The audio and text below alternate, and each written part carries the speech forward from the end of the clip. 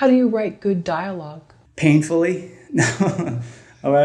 Forever. I could stare at one sentence for 4 hours and go, or this. I, I, I don't even know if I write good dialogue. So it's, you just try to catch it and try to be,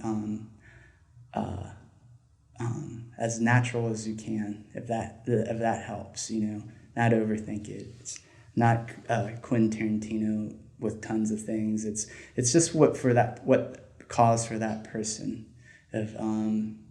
So I would really have to understand that character, so then I could see what type of voice that person has, and that would help. How do you write for another gender? One of the main characters in your film is female. How do you kind of get into her head? Yeah, funny enough, it's like you go back to those feelings, what it's genderless, those feelings of love, of pain, and you try to present it correctly.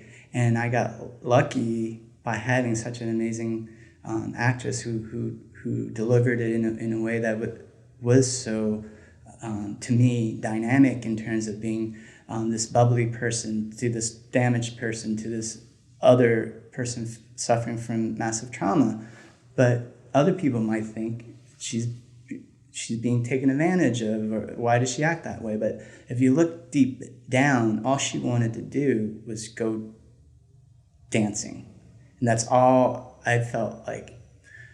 What would a female who's going through something awful, wouldn't it be just great just to dance, twirl around like you did when you're like 11, 12 years old?